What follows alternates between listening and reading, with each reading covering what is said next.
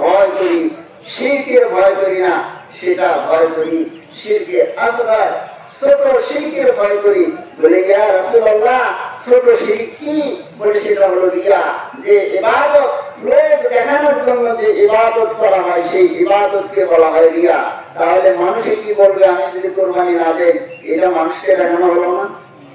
আমি যদি 40,000 টাকার কোরবানি দিই, মানুষে কি করবো? আমার মতো মানুষ আমি লাখ টাকার কোরবানি দিব, মানুষ তো দেখবো, সেটা সমালোচনা আমার 3 গ্রামের মধ্যে সবের উপরে আমার জন্তু।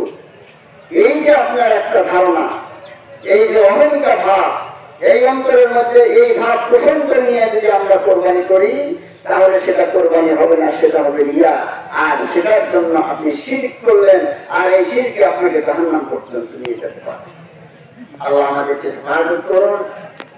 আমরা যেন কোরবানিকে খালেস অন্তঃকরণে আল্লাহ রাব্বুল আলামিনকে রাজি করার জন্যই কোরবানি করি।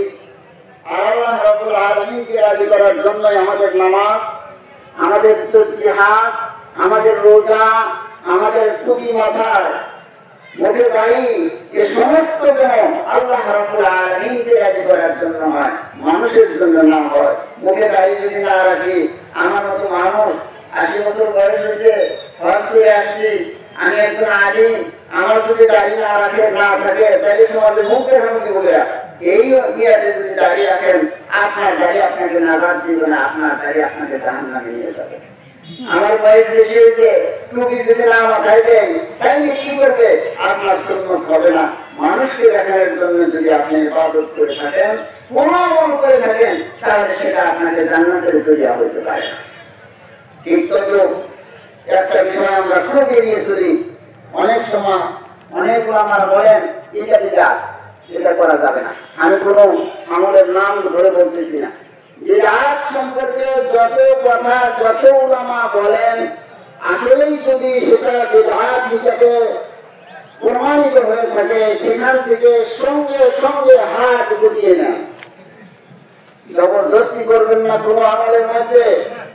এই জবরদস্তি করা এটা কিন্তু মুমিনের চিহ্ন নয়, এটা আরবের কাফিরদের চিহ্ন ছিল।